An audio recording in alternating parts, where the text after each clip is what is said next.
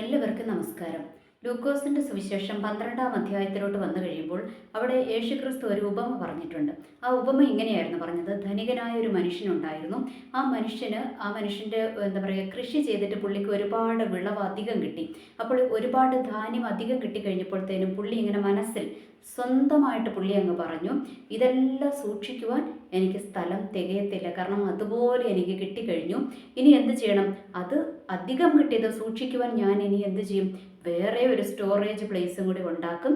എന്നിട്ട് അതിനകത്തെല്ലാം സൂക്ഷിക്കും. എന്നിട്ട് പുള്ളി തന്നെ പറയുകയാണ്, അനേക വർഷങ്ങൾക്ക് വേണ്ടുന്നതെല്ലാം കിട്ടിയിട്ടുണ്ട്, എല്ലാം സ്വരൂപിച്ച് വെക്കും.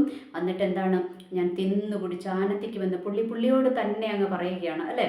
എന്നിട്ട് ഇങ്ങനെ പറഞ്ഞപ്പോൾ ഉടനെ യേശു കർത്താവിൻ്റെ മറുപടി, ദൈവം ഉപമയാണ് പറഞ്ഞത്. ഓക്കെ, അപ്പോൾ യേശു കർത്താവിൻ്റെ മറുപടി എന്തായിരുന്നു? യേശു കർത്താവ് പറഞ്ഞത്, മൂഢ, ഈ രാത്രിയിൽ നിന്റെ ആത്മാവിനെ ഞാൻ എടുത്താൽ നീ സമ്പാദിച്ചു വെച്ചതൊക്കെ ആരുടേതാകുമെന്നാണ് അവിടെ ചോദിച്ചിരിക്കുന്നത്. ഓക്കെ, അപ്പോൾ അതിനകത്തോട്ട് വന്നു കഴിയുമ്പോൾ ദൈവം എന്താണ്, ഈ സമ്പത്ത്, അധികമായ സമ്പത്ത് ഉണ്ടാക്കി വെക്കുന്നവരെ കുറിച്ചൊക്കെ ദൈവം അവിടെ പറഞ്ഞു വെച്ചിട്ടുണ്ട്. ഓക്കെ, അപ്പോൾ അതിനോടനുബന്ധിച്ചാണ് ഈ ഉപമ പറഞ്ഞത്. എന്ന് വെച്ചാൽ നമ്മളുടെ സ്വത്തൊക്കെ, ഒരുപാട് സ്വത്ത് നമ്മൾ സമ്പാദിച്ച് വെക്കും അല്ലേ. ഒരുപാട് സമ്പാദിച്ച് വെച്ച് കഴിയുമ്പോൾ ഇത് അനുഭവിക്കുവാൻ നമ്മൾക്ക് ആയുസ് ഉണ്ടെങ്കിലല്ലേ ഇതുകൊണ്ട് ഗുണമുള്ളൂ, ഇല്ലെങ്കിൽ ഗുണമില്ല അല്ലേ. ഇനി നമ്മളെന്താണ്, ചിലരെന്താണ് സ്വന്തമായിട്ട് ഉണ്ടാക്കി വെക്കുന്നതല്ല, ചിലപ്പോൾ മക്കൾക്ക് വേണ്ടിയായിരിക്കും ഉണ്ടാക്കി വെക്കുന്നത്. ഇനി മക്കൾക്ക് ആയുസില്ലെങ്കിൽ എന്ത് ചെയ്യും? അതുകൊണ്ട് വല്ല ഗുണമുണ്ടോ? ഒരു ഗുണവും ഇല്ല. ഇത് തന്നെയാണ് ദൈവം അവിടെ പറഞ്ഞു വെച്ചിരിക്കുന്നത്. എന്നാൽ നമ്മൾക്കറിയാം, പ്രമാദമായൊരു കേസിൻ്റെ വിധിയൊക്കെ വന്നു. അപ്പോൾ പലരും പല അഭിപ്രായങ്ങൾ പറയുന്നു. പലരും പറയുന്നു പണം കൊടുത്ത് നേടിയ വിധിയാണെന്നൊക്കെ പലരും പറയുന്നു. ഓക്കെ, അതെന്തുമാകട്ടെ, പണം കൊടുത്ത് വാങ്ങിയതാണെങ്കിലും അല്ലെങ്കിലും സത്യസന്ധമായ വിധിയാണെങ്കിലും എന്താണെങ്കിലും നമ്മൾക്കറിയാം, ദൈവം ഒരു കാര്യത്തിൽ ഇടപെട്ട് കഴിഞ്ഞാൽ എന്ത് സംഭവിക്കും? അതെല്ലാം മാറി മറിയും അല്ലേ. ഏതും കാര്യങ്ങളും മാറി മറിയുമെന്ന് നമ്മൾക്ക് മനസ്സിലാക്കുവാനായിട്ട് പറ്റും. ഓക്കെ, ഇനി നമ്മളുടെ IPC പ്രസ്ഥാനങ്ങളിൽ കിടന്ന് അടി കൂടുന്നതും പണത്തിന് വേണ്ടിയുള്ള അടിയും കാര്യങ്ങളും ഒക്കെ നടക്കുന്നുണ്ട്. അധികാരത്തിന് വേണ്ടിയുള്ള അടിയും കാര്യങ്ങളും ഒക്കെ നടക്കുന്നുണ്ട്. അപ്പോൾ ഇവിടെയൊക്കെ നമ്മൾ മനസ്സിലാക്കേണ്ട ഒരു കാര്യമുണ്ട്. ഇന്ന് അടി കൂടുന്നു, എല്ലാം ഉണ്ടാക്കുന്നു, കോടതിയിൽ പോകുന്നു, ചിലപ്പോൾ അനുകൂലമായി വിധി സമ്പാദിക്കുന്നു, പലതും ചെയ്യുന്നു. ഇതൊക്കെ അനുഭവിക്കുവാൻ ആയുസ് ആര് കൊടുക്കണം? ദൈവം കൊടുക്കണം. കാരണം മനുഷ്യൻ പല വിധത്തിൽ പല പദ്ധതികളും മനുഷ്യന് ഒരുക്കും അല്ലേ. മനുഷ്യൻ പല പദ്ധതികളും ചിന്തിച്ചു കൂട്ടും, പല വിധത്തിൽ മനുഷ്യന് സുഖലോലുപതി ആലോചിക്കും. പക്ഷേ ആയുസ്സില്ല എങ്കിൽ ഇതെല്ലാം വ്യർത്ഥമായില്ലേ, ഇതെല്ലാം വെറുതെ ആയില്ലേ എന്ന് ദൈവത്തിൻ്റെ വചനം വളരെ വ്യക്തമായിട്ട് സംസാരിക്കുകയാണല്ലേ. അപ്പോൾ നമ്മൾ ഓരോ ദിവസവും നമ്മൾ തിരിച്ചറിയേണ്ട ഒരു കാര്യമുണ്ട്.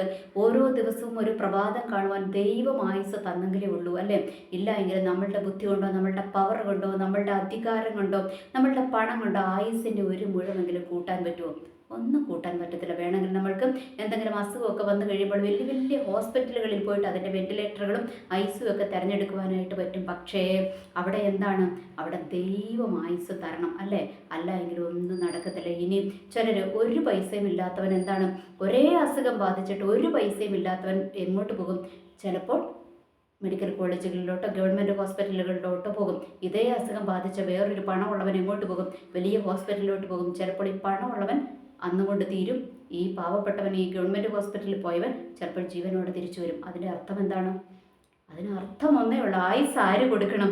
ദൈവം കൊടുക്കണം. ഏത് വലിയ ഹോസ്പിറ്റലുകളിലോട്ട് പോയാലും, ഏത് വലിയ സ്കൂളുകൾ മക്കൾക്ക് വേണ്ടി തിരഞ്ഞെടുത്താലും, ഏത് വലിയ ഓഫീസുകളിൽ നമ്മൾ ജോലി ചെയ്താലും, ഏത് വലിയ പ്രസംഗകനായാലും, ഏത് വലിയ അധികാരിയായാലും ഉത്തരം ഒന്നേ ഉള്ളൂ. എന്താണ്? ആയുസ് ആര് തരണം? ദൈവം തരണം. എങ്കിലേ ഇതൊക്കെ അനുഭവിക്കുവാനായിട്ട് യോഗമുണ്ടാകത്തുള്ളൂ. അല്ലെങ്കിൽ നമ്മൾ കുറേ സമ്പാദിച്ചു കൂട്ടുമല്ലേ. നമ്മൾ എന്താ പറയുക, നമ്മൾ നീതിക്ക് നിരക്കാത്തതൊക്കെ പലതും ചെയ്യും. നമ്മളുടെ തലമുറയ്ക്ക് അത് അനുഭവിക്കുവാൻ ദൈവം ആയുസ് കൊടുത്തില്ലെങ്കിലോ, അല്ലെങ്കിൽ നമ്മൾക്കത് അനുഭവിക്കുവാൻ ദൈവം ആയുസ് തന്നില്ല എങ്കിലോ, അല്ലെങ്കിൽ നമ്മൾ സമ്പാദിച്ചു കൂട്ടിയതെല്ലാം ഏതെങ്കിലും ഹോസ്പിറ്റലുകളിൽ കിടക്കുകളിൽ കൊണ്ടുപോയിട്ട് അത് ചെലവഴിക്കേണ്ടി വന്നാലോ? ഇതുകൊണ്ട് വല്ല നേട്ടമുണ്ടോ? ഒരു നേട്ടവുമില്ല. അതുകൊണ്ട് ഇതിൻ്റെ എല്ലാം അർത്ഥം എന്താണ്? നമ്മൾ ആരെ പ്രസാദിപ്പിക്കുന്നവരാകണം? ദൈവത്തെ പ്രസാദിപ്പിക്കുന്നവരാകണം. എന്ന് വെച്ചാൽ നമ്മളുടെ ആശ്രയം മുഴുവൻ എവിടെയായിരിക്കണം? ദൈവത്തിലായിരിക്കണം. അല്ലാതെ പണത്തിൻ്റെയും അധികാരത്തിൻ്റെയും പുറകെ നമ്മൾ പോയി കഴിഞ്ഞാൽ എന്ത് സംഭവിക്കും? ഇന്ന് ആയുസ് ദൈവം എടുത്തു കഴിഞ്ഞാൽ ആരോടും മറുപടി പറയാനില്ല. അല്ലേ? എല്ലാം അവിടെ കൊണ്ട് തീർന്നു. അധികാരത്തിന് വേണ്ടി പിടിവലി കൂടുന്ന IPC-കാരനാണെങ്കിലും ചർച്ച് ഓഫ് ഗോഡുകാരനാണെങ്കിലും എന്താ പറയുക AG-കാരനാണെങ്കിലും സ്വതന്ത്ര സഭക്കാരനാണെങ്കിലും ഏത് സഭക്കാരനാണെങ്കിലും മനസ്സിലാക്കേണ്ട ഒരു കാര്യമുണ്ട്. നീ അധികാരത്തിന് വേണ്ടി എന്ത് പിടിവലി കൂടിയാലും നിനക്ക് ആയുസ് തരണമോ വേണ്ടയോ എന്ന് തീരുമാനിക്കുന്നത് ആരാണ്? ദൈവമാണ് തീരുമാനിക്കുന്നത് എന്നുള്ളൊരു യാഥാർത്ഥ്യം നമ്മൾ തിരിച്ചറിയുക. ഓക്കെ, ഇനി നമ്മളുടെ തലമുറകൾക്ക് വേണ്ടി കുറേ എന്താ പറയുക സമ്പാദിച്ചു കൂട്ടും, അല്ലെങ്കിൽ തലമുറകൾക്ക് വേണ്ടി നമ്മൾ വലിയ സ്ഥാനമാനങ്ങളൊക്കെ ഒരുക്കുവാൻ നോക്കും. തലമുറയ്ക്ക് ആയുസ് കൊടുക്കണം വേണ്ടയോ എന്ന് ആര് തീരുമാനിക്കും? ദൈവം തീരുമാനിക്കും. അതുകൊണ്ട് നമ്മൾ ദൈവത്തെ പ്രസാദിപ്പിക്കുന്നവരാവുക. അന്യായമായ സമ്പത്ത് നമ്മൾ സ്വരുക്കൂട്ടി വെക്കാതിരിക്കുക. നീതിക്ക് നിരക്കാത്തത് ചെയ്തിട്ട് നീതിയെ മറിച്ചു കളഞ്ഞിട്ടുള്ള സ്വത്ത് ധനങ്ങൾ നമ്മൾ സമ്പാദിച്ച് കൂട്ടിക്കഴിഞ്ഞാൽ അത് ഇന്നല്ലെങ്കിൽ നാളെ നമ്മളെ കൈവിടുക തന്നെ ചെയ്യും. കാരണം ദൈവം എന്ന് പറയുന്ന ഒരു ആള് അല്ലെ, ദൈവം ഒരു വ്യക്തിത്വമാണ്. ആ ദൈവം എന്ന് പറയുന്ന ആളെന്താണ്? ചുമ്മാ അവിടെ ഇരിക്കുമല്ല, കണ്ണും കെട്ടിയിരിക്കില്ല. നമ്മൾ വിചാരിക്കും ദൈവമൊന്നും കാണുന്നില്ല, ഞാൻ ഇത്രയും വർഷങ്ങളായിട്ട് കട്ടുമുടിച്ചുകൊണ്ടിരിക്കുമല്ലേ, ഒന്നും ദൈവം കണ്ടിട്ടില്ല, ഇനി ദൈവം കണ്ണടക്കി വന്ന് വിചാരിക്കുന്നത് അങ്ങനെ ആയിരിക്കില്ല. നീ അവസാന നിമിഷം എല്ലാം സമ്പാദിച്ചു എന്ന് നീ കൈയും കെട്ടിയിരിക്കുമ്പോഴായിരിക്കും നിന്റെ തലമുറയുടെ ചിതയ്ക്ക് തീ കൊളുത്തേണ്ട ഒരു സിറ്റുവേഷൻ നിന്റെ ജീവിതത്തിൽ വരുന്നത്, അല്ലെങ്കിൽ തലമുറയുടെ ശവാടക്ക് കൂടുന്ന ഒരു സിറ്റുവേഷൻ നിന്റെ ജീവിതത്തിൽ വരേണ്ടി വരുന്നത്. അപ്പോൾ എന്തുണ്ടാകും? നീ അധ്വാനിച്ചതും നീ സമ്പാദിച്ചതും നീ സ്വരുക്കൂട്ടി വെച്ചതും ഒക്കെ എന്തായി? വെറുതെ ആയോ? പിന്നെയുള്ള ശിഷ്ടജന്മം മുഴുവൻ കണ്ണീരിൽ കുതിർന്ന ജീവിതമാകും അല്ലേ? അതുകൊണ്ട് നിങ്ങൾ വിചാരിക്കും അയ്യോ ഈ സിസ്റ്റർ എന്താ ഈ നെഗറ്റീവ് തന്നെ പറഞ്ഞുകൊണ്ടിരിക്കുന്നത്. അല്ല പ്രിയപ്പെട്ടവരെ, ഞാൻ പറയുന്നത് ഓരോ നിമിഷവും നമ്മൾ ദൈവത്തോട് നന്ദിയുള്ളവരായിരിക്കുക, ദൈവത്തെ ഭയപ്പെടുന്നവരായിരിക്കുക. ഓരോ ദിവസവും പ്രഭാതത്തിൽ എഴുന്നേറ്റ് ദൈവത്തിന് നന്ദി പറയുക. ഇന്ന് ഞാനും കുറേ നേരം ദൈവത്തിന് പതിവില്ലാതെ നന്ദി പറഞ്ഞു. എന്തിനാണെന്നറിയാവോ? ദൈവം തന്നതാ ആയുസ് അല്ലേ, ദൈവം തന്നതാ ജീവിതം. അല്ലാതെ നമ്മൾക്കൊന്നുമില്ല. നമ്മൾക്ക് സ്വന്തമായിട്ട് നേടിയതെന്ന് പറയുവാനൊന്നുമില്ല. നമ്മൾ എന്ത് സ്വന്തമായിട്ട് ഉണ്ടാക്കിയാലും അത് അനുഭവിക്കുവാൻ ആയുസില്ല എങ്കിൽ അതുകൊണ്ട് വല്ല നേട്ടമുണ്ടോ? ഒരു നേട്ടവും ഇല്ല. അതുകൊണ്ട് നമ്മളുടെ കുടുംബത്തിനകത്ത് അന്യായമായൊരു സമ്പത്ത് നമ്മളുടെ കുടുംബത്തിനകത്ത് വരരുത്. അന്യായമായ വേറൊരാളുടെ കണ്ണുനീര് വീണ പൈസ നമ്മളുടെ കുടുംബത്തിനകത്ത് അനാവശ്യമായി വന്നു ചേരരുത്.